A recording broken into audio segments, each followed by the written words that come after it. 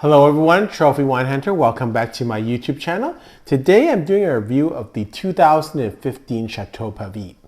So I've done a number of videos on other Chateau Pavie wines in the past, and you can look at those videos which will be at the end of this video. The slopes of Chateau Pavie were first planted by the ancient Romans in the 4th century, and the winery is named after orchards or peaches or pavies that used to stand there.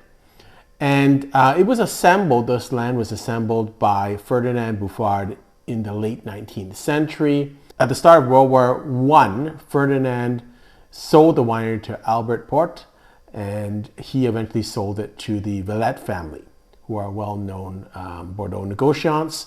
And Pavie was then classified as a Premier Grand Cru B under the Valette family in 1954. So it's had a long history, but not. It's only been recently where the history of the winery has been at the top level. It was purchased by Gerard Perse in 1998, and at that time it wasn't great, and that's kind of the renaissance of Pavie wines. After about 1998, they were excellent wines, and actually starting with the 1998 vintage, it was excellent.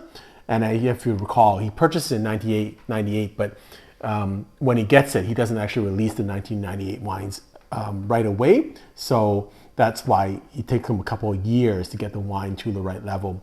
That level of 98 wines and afterwards, I think, are really stunning. And I've had the 98 and 99. I think I've reviewed a couple of those wines on this channel, and they are exceptional after that time period. Likewise, I've had Pavies that are older than 98, which are kind of relatively not as spectacular. So under Gerard Perse, there was a lot of new renovations for the winery. They kind of, about 30% of the vines were replanted. They redid the whole winery, and that took a process of about 11 years. And then in 2012, they were promoted to Premier Cru Class A. So the winery is actually about 50 hectares, of which 42 are used for vineyards. And it's a fairly large winery for, I say, Emilion starters. I've been there and visited it. It's kind of at the top of the mountain, and it's known for its limestone caves. Vineyard is planted 50% Merlot, 30% Cabernet Franc, and 20% Cabernet Sauvignon. And it is one of the last Saint-Emilion wineries to harvest every year, and also one of the highest vineyard sites in Bordeaux. It's aged 70 to 75% in new French oak barrels for 18 to 20 months. It spends the first 6 months aging on its lees, and about 12,000 cases of the wine is produced a year. Quite a bit, actually, but in line with bigger wineries on the left bank like Chateau Lafite. In 2022, Pavie added the vineyards of Pavie-Decesse and also Bellevue-Mondot to the grapes used to produce Chateau Pavie. And since both of those wineries are 100% Merlot, I think there's going to be more Merlot in the dominance. So this, again, when we do these videos, sometimes we have to go back in time. So this is the 2015 vintage. This is pre-buying Pavie-Decesse and Bellevue-Mondot, but it's still an exceptional vintage. And what I've actually found with a lot of 2015s that I have drunk in the last little while is actually they are quite good, and they're quite ready to drink right now without a lot of decanting. Of course, they're still young and they can age a little bit longer, but they're very good at this point. And so I was, surprised about that, and I think I'm going to do a short on that, just saying, hey, 2015 is a great vintage to drink. 2015 vintage had 60% Merlot, 22% Cabernet Franc, and 18% Cabernet Sauvignon. Much different from the left bank. And this Merlot Cabernet Franc blend does give a little bit more lighter style and ethereal kind of feeling to it. I've been drinking this over the last day and a half. Out of the bottle, it was spectacular. We drank it with a number of people. We drank it with a affordable Bordeaux, which was like $90, and then a affordable US wine, and also a fairly decent US wine. And everyone actually enjoyed this wine. So I guess quality does show a little bit with the price. And I think everyone enjoyed the thickness of this wine. It's not overpowering, but it's really thick in terms of its intensity and its mid palate and body. This has been drunk over the last day or so, and I've been tasting it over the full day, and it's still as good as when it came out the first, so I don't think you can really over air this. I've had this now open for almost a day, and so it's still drinking very nicely. So let's smell and taste this wine. On the aroma, you get a lot of floral components, red berries, red currants, and then almost a coffee-like feeling to this. Some oak, some cedar, but a lot of aromas, tobacco, spice.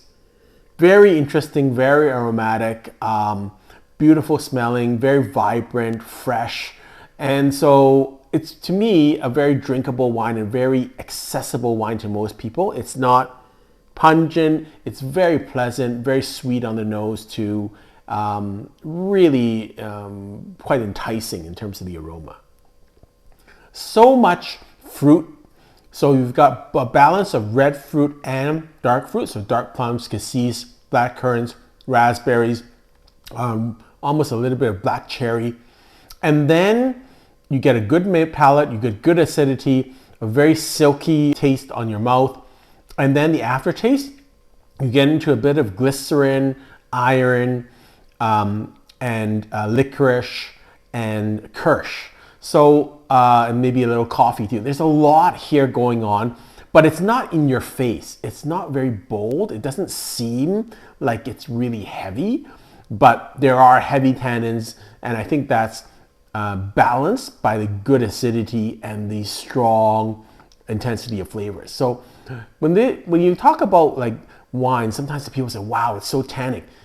So this is probably a pretty tannic wine, but you just don't feel it because everything else is also very intense.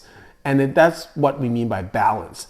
So a wine can be, we just tasted the Montrosso, the Louis Martini Montrosso. It's 16.1%, but you still don't taste the alcohol because it's quite balanced. It's got lots of intensity of flavor, and this is the same. Well, look at this. This is 14.5. You don't feel it at all. It feels light in the mouth. And I think that's, people get overemphasize alcohol content. It's not about the alcohol content, it's about the balance. So if the wine is weak, then you have to have, or weak intensity of flavor, you have to have lower alcohol, or not, it'll stick out.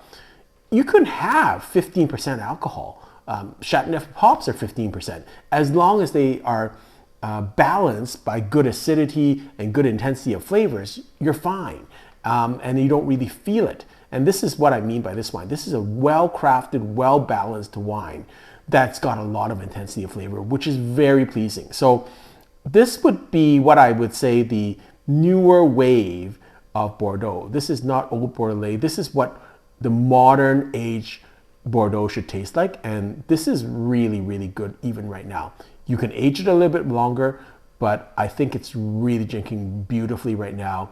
Almost everyone that I had it with enjoyed it, whether it be beginners or more advanced drinkers. They all enjoyed the taste of this wine.